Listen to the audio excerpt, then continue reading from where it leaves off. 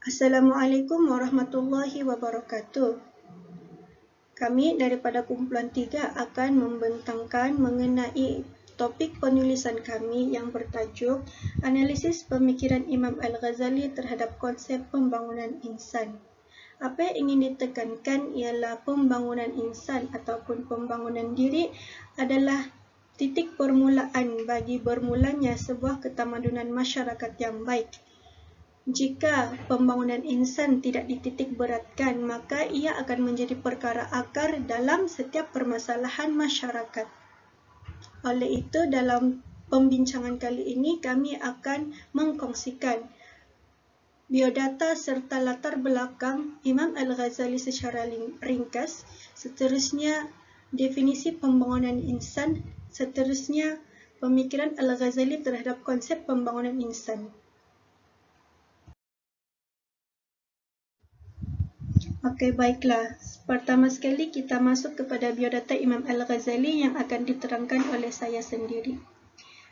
Nama sebenar Imam Al-Ghazali ialah Abu Hamid Muhammad bin Ahmad Al-Ghazali. Beliau lahir pada 1058 Masihi di Ghazala. Ghazala ialah satu wilayah kecil yang terletak di Khus, Iran. Beliau meninggal dunia pada 1111 Masihi di Tus pada usia 54 tahun. Imam Al-Ghazali memiliki dua gelaran, iaitu Al-Ghazali, sempena nama kampungnya Al-Ghazalah, dan Hujjatul Islam kerana beliau mempunyai kekuatan hujah yang kuat bagi membela agama Islam.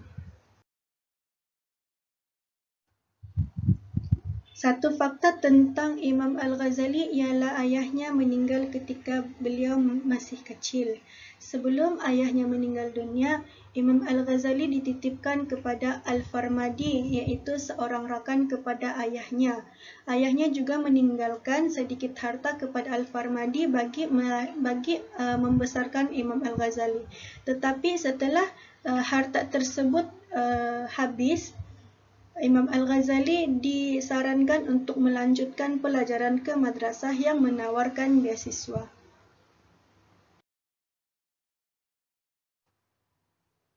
Maka bermulalah kisah perjalanan Imam Al-Ghazali menuntut ilmu. Imam Al-Ghazali memulakan pendidikannya di salah satu madrasah di Tus dan mempelajari ilmu daripada tokoh-tokoh ulama pada ketika itu. Seterusnya, Imam Al-Ghazali ke Naishapur Khurasan, di mana Naishapur Khurasan merupakan pusat pengajian ilmu Islam pada ketika itu.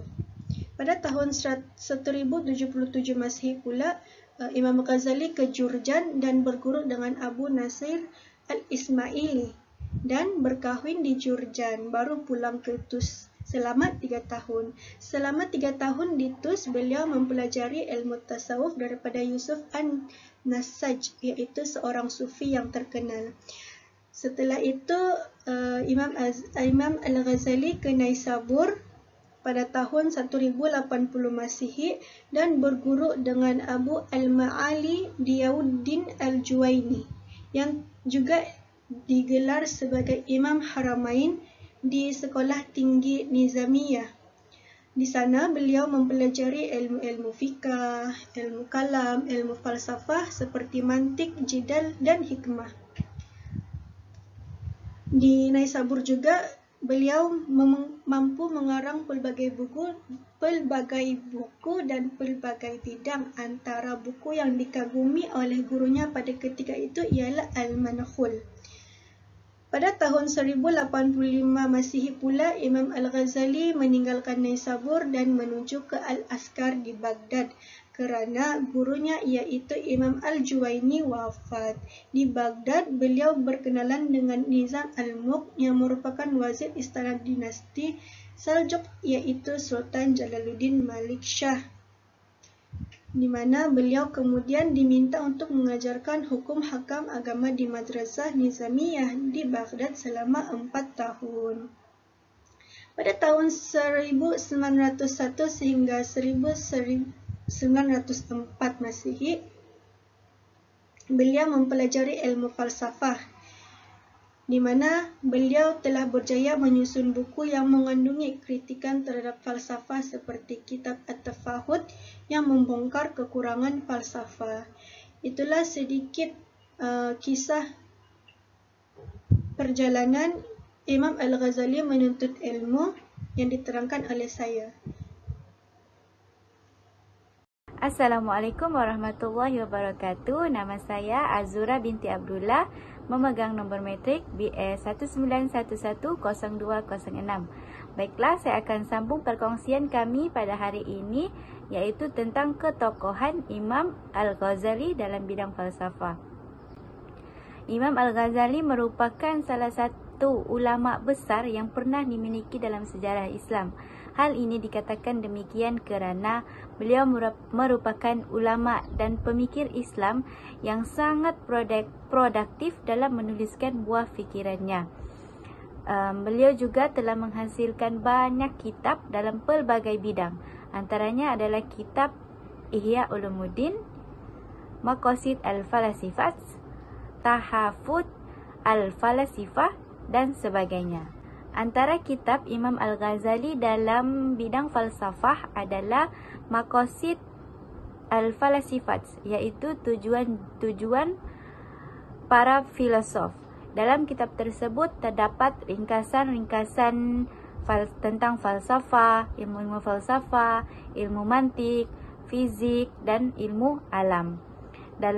Imam Al-Ghazali dalam kitab tersebut juga Imam Al-Ghazali menjelaskan 3 persoalan utama dalam falsafah Yunani, iaitu tentang logik, metafizik dan fizik dengan penjelasan yang sangat jelas dan menggunakan bahasa yang mudah difahami. Seterusnya, kitab Tahafuz Al-Falasifah. Dalam kitab tersebut merupakan kitab yang membincangkan tentang kontradiksi pemikiran para filosof. Dalam kitab tersebut, Imam Al-Ghazali mengemukakan tentang kontradiksi yang terdapat dalam ajaran falsafah, sama ada falsafah klasik ataupun falsafah Muslim yang telah dibawa oleh pemikir-pemikirnya. Antaranya ialah Ibn Sina dan Al-Farabi. Seterusnya, Imam Al-Ghazali juga mengkritik beberapa pemikiran oleh para filosof yang bertentangan dengan ajaran Islam itu sendiri. Antara pemikiran yang dikritik oleh Imam Al-Ghazali adalah pemikiran para filosof tentang Tuhan hanya mengetahui perkara kuliat sahaja dan tidak mengetahui perkara juz'iyat. Pemikiran tersebut terkandung dalam pemikiran Ibn Sina. Hujah Ibn Sina adalah kerana pengetahuan itu mengikuti objek pengetahuan. Jika objek pengetahuan tersebut berubah, maka yang mengetahui juga berubah. Oleh yang demikian, jika dikatakan Tuhan mengetahui perkara juz'iyat, maka Tuhan adalah berubah. Oleh yang demikian, Imam Al-Ghazali mengkritik pendapat tersebut dan mengatakan pendapat tersebut adalah salah dan bertentangan dengan keimanan. Hal ini dikatakan demikian kerana pendapat tersebut bertentangan dengan kekuasaan Tuhan, yang sedangkan Tuhan mengetahui secara mutlak sama ada kuliat mahupun juz'iyat. Imam Al-Ghazali juga menegaskan bahawa pemikiran tersebut adalah salah dan menyesatkan. Akhir sekali, Imam Al-Ghazali mengkritik pandangan filosof yang mengatakan bahawa pada hari kiamat kelak hanya roh sahaja yang dibangkitkan, bukan jasad. Para filosof berpendangkan bahawa jiwa manusia bukanlah sesuatu yang material, maka manusia tidak wujud dalam material atau fizik ketika dibangkitkan. Hanya roh sahaja yang akan dibangkitkan pada hari kiamat. Hal ini dikatakan demikian kerana aspek material yang diciptakan oleh Tuhan telah musnah. Namun demikian, mereka percaya bahawa ada teks syariah dalam agama yang mengatakan jasad manusia akan dibangkitkan. Tapi mereka beranggapan bahawa teks tersebut hanyalah sebagai simbolik daripada Tuhan kepada orang awam. Imam Al-Ghazali mengkritik pandangan tersebut kerana ianya jelas salah.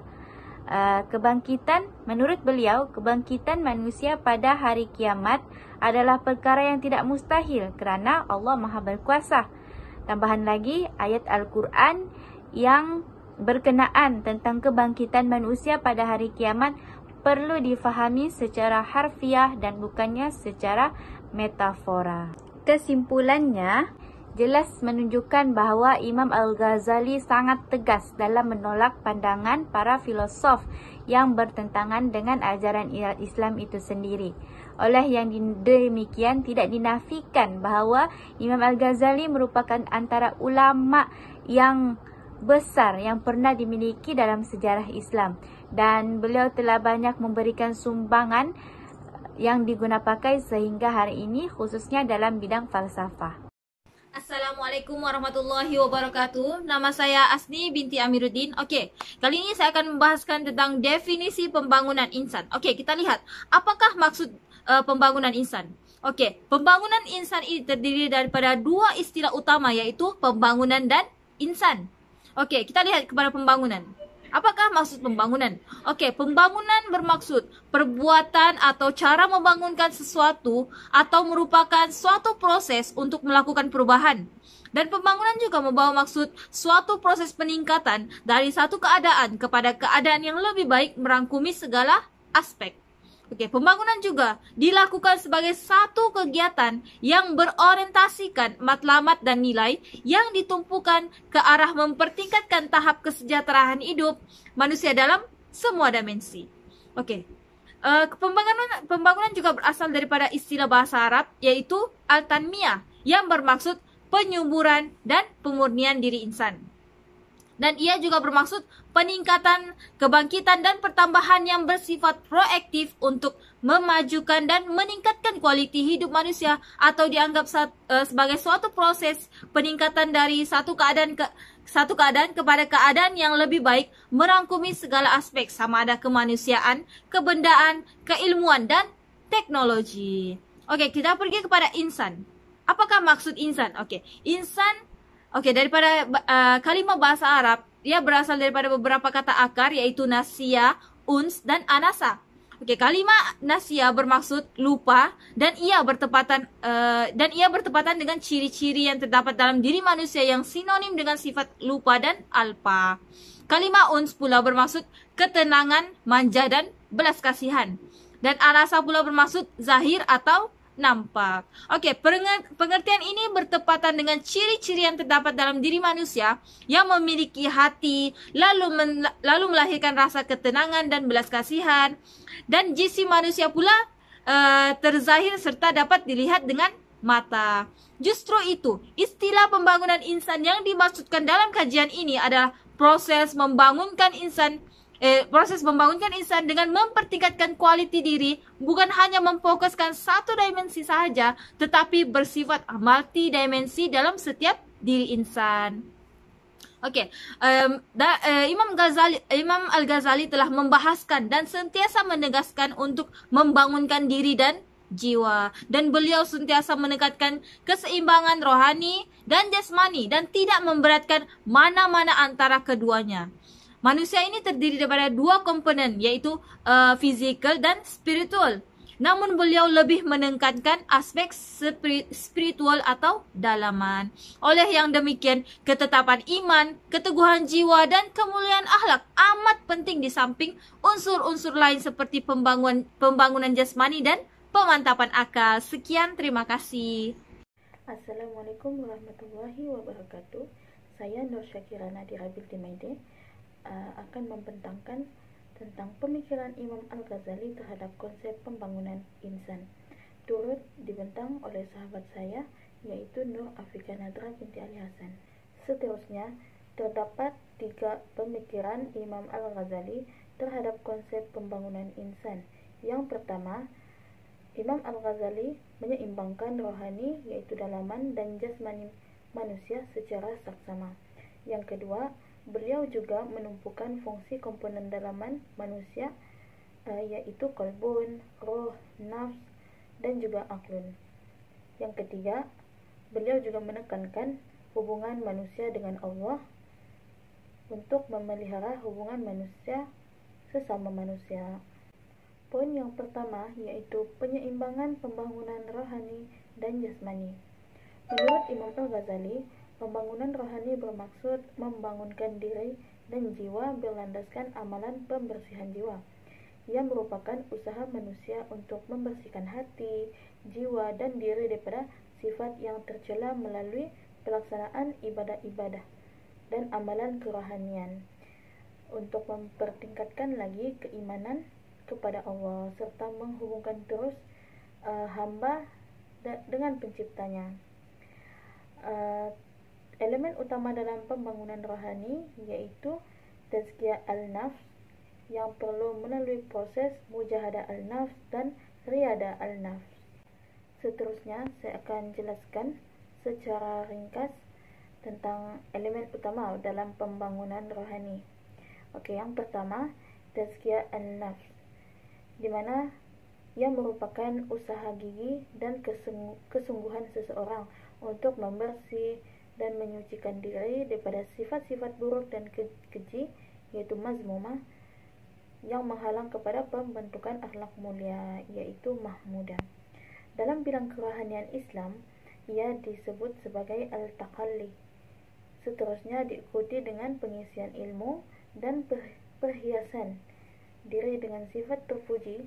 Ini disebut dalam bidang kerohanian Islam sebagai al-tahalli. Manakala mujahadah al-nafs merupakan usaha gigih untuk melawan nafsu atau mendidiknya. Caranya adalah menentang syahwat dan melawan nafsu.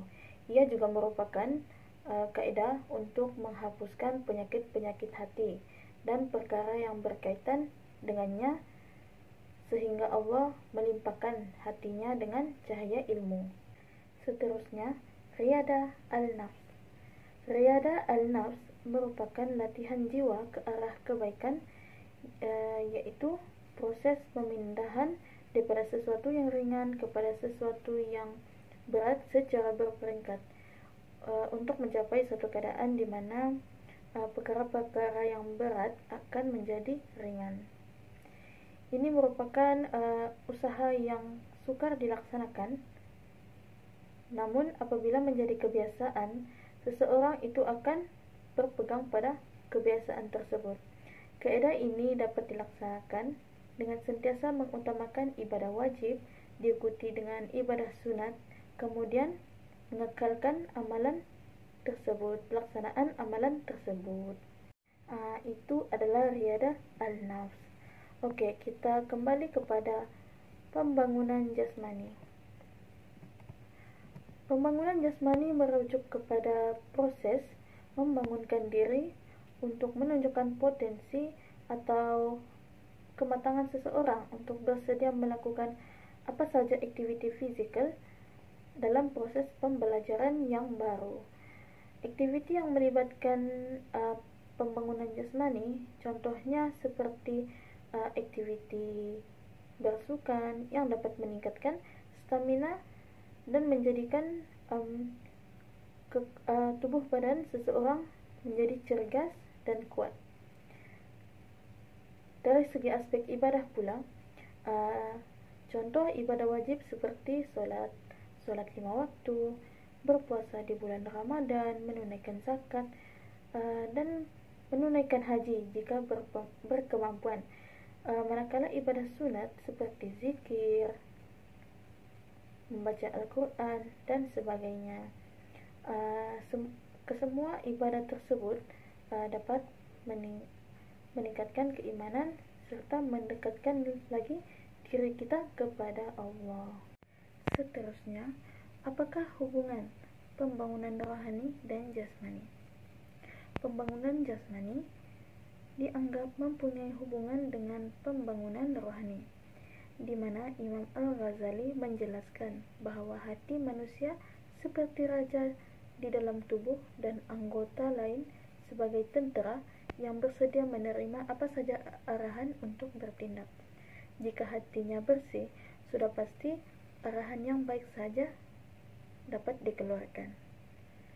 Tetapi dalam masa yang sama juga, rohani bertentangan dengan jasmani, kerana ianya perkara yang bukan berbentuk fizikal dan tidak boleh dilihat dengan mata kasar.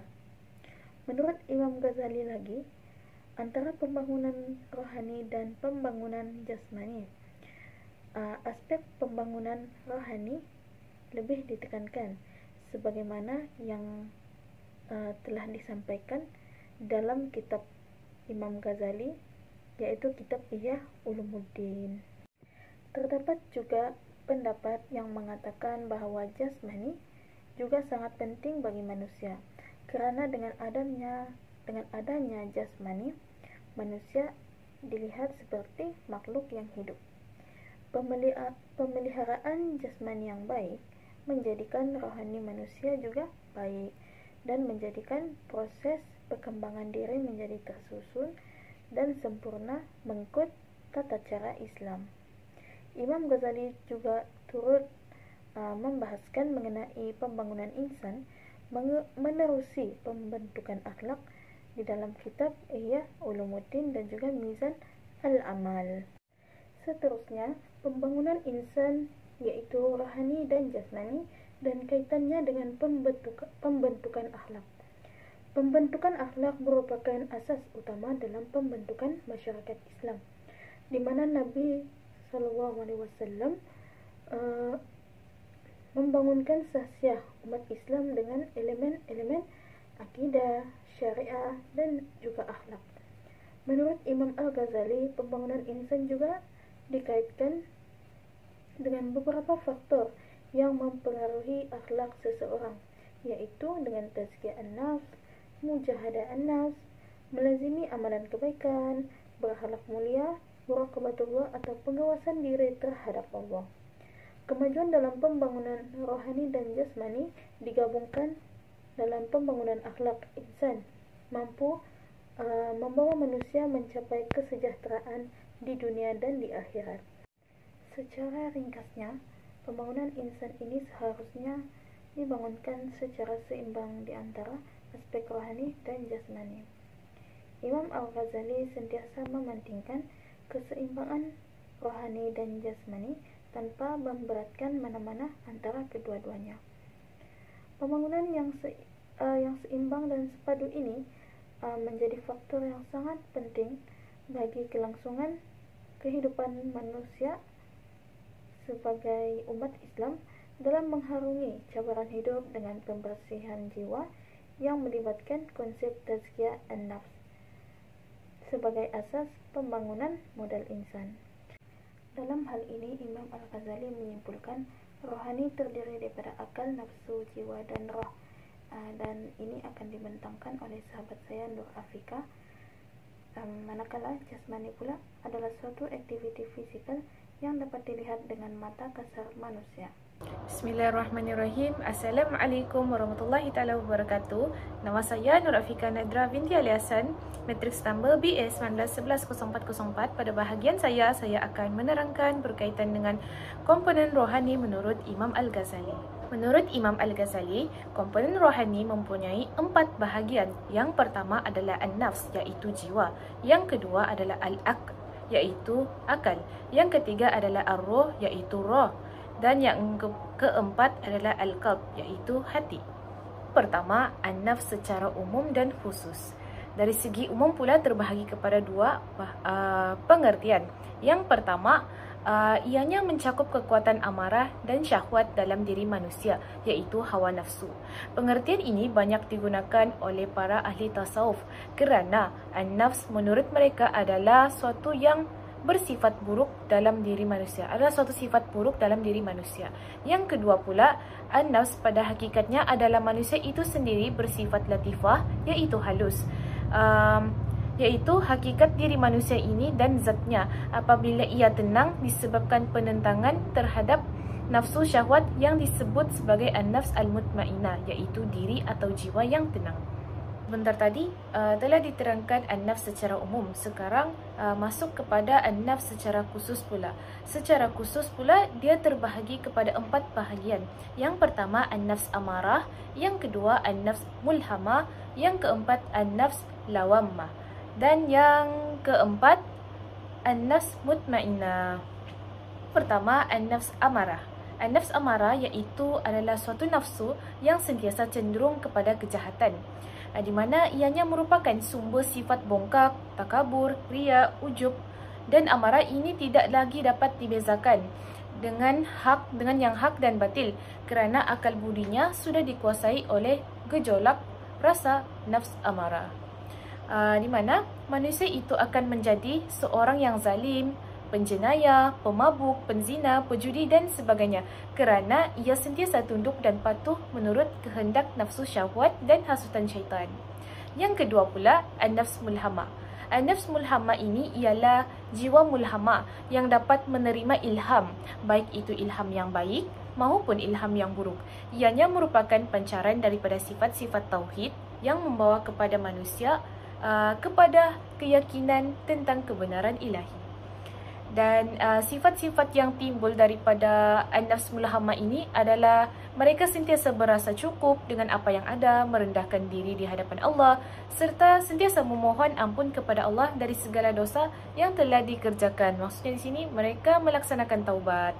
Dan mereka ni juga sabar dalam menghadapi segala hal yang menimpa mereka dan tenang apabila ditimpa kesulitan. Yang ketiga, an-nafs lawamah, di mana nafsu ini adalah suatu sifat yang suka mencela atau menyesali diri sendiri, di mana nafsu ini masih dimiliki oleh setiap orang mukmin pada tingkatan awam.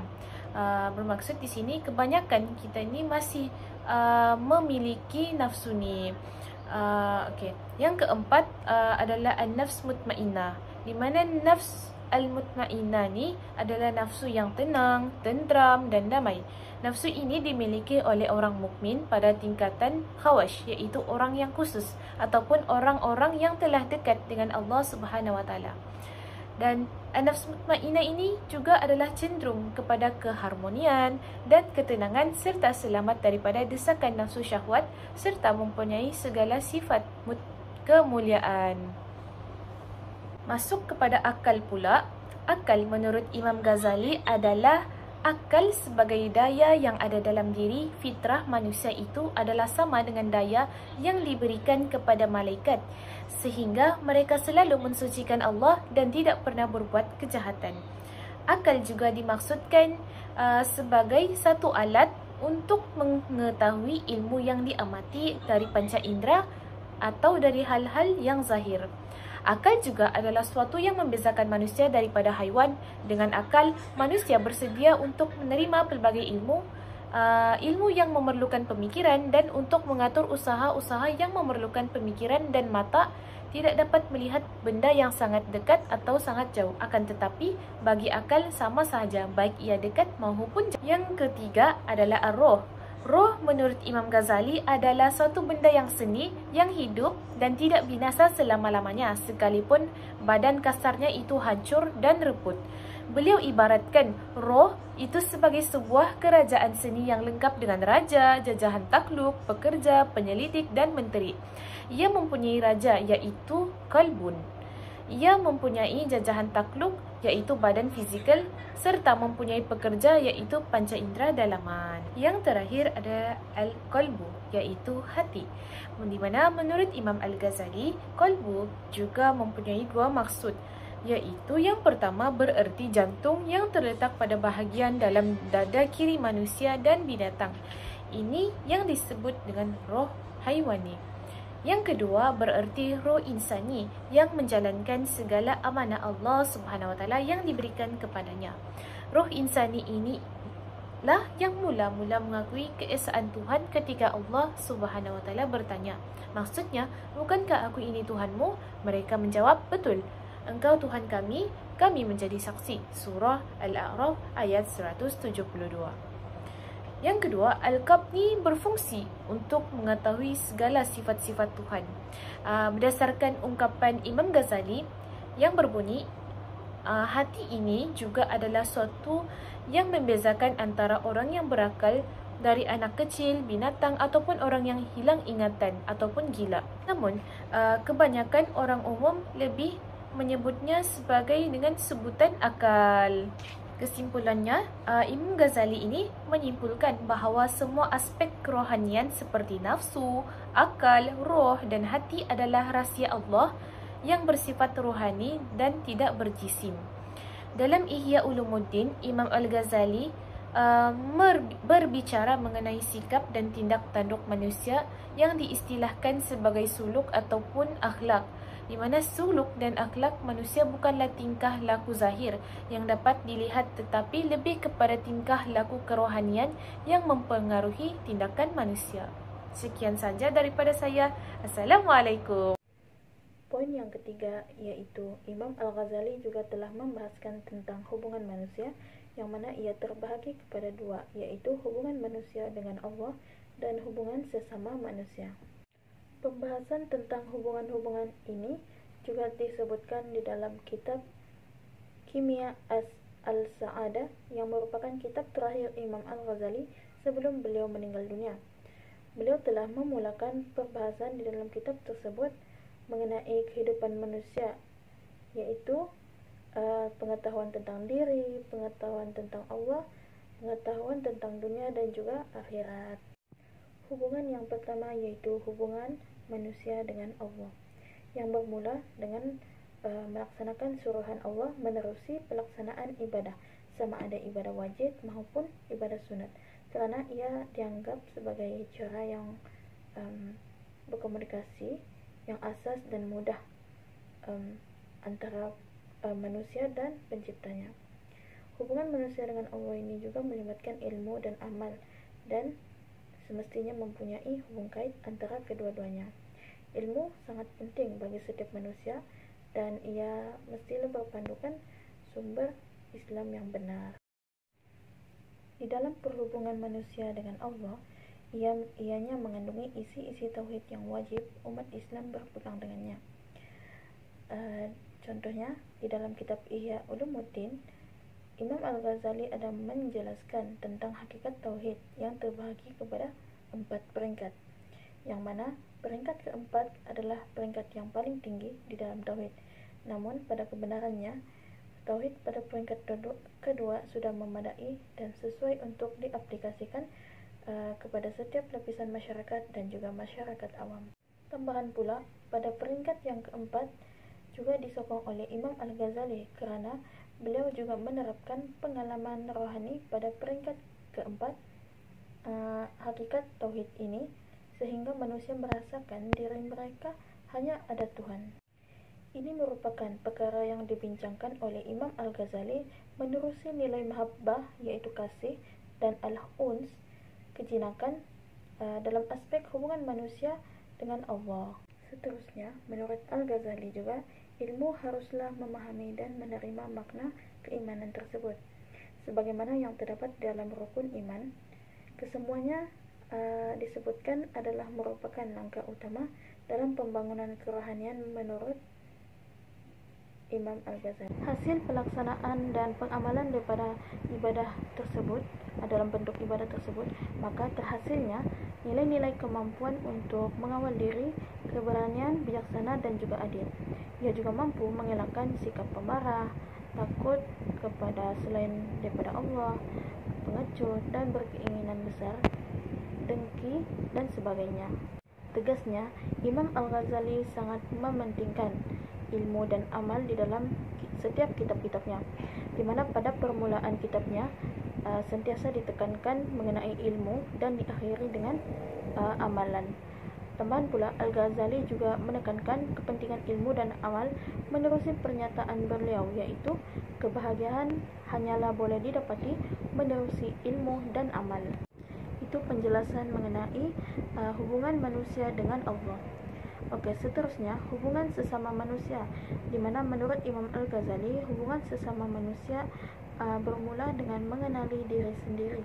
Hal ini juga ada disebutkan di dalam surah Fusilat ayat 53. Perkara ini juga disebutkan dalam karya Imam Al-Ghazali, yaitu kitab Ayyuhal Walad, di mana beliau mengulas tentang persoalan agama dan hubungan baik manusia dengan manusia lain. Dalam karyanya juga Beliau mengatakan bahwa hubungan baik antara manusia secara otomatis menjadi asas seseorang menjalinkan hubungan baik dengan Tuhannya. Secara ringkasnya, tiada sesiapa yang dapat mengenali diri sendiri. Untuk berhubungan baik dengan orang lain, sesuatu yang penting adalah mengenali diri sendiri terlebih dahulu. Menerusi kenali diri sendiri, manusia mampu mengenal Allah, seterusnya mengenali makhluk-makhluk ciptaannya.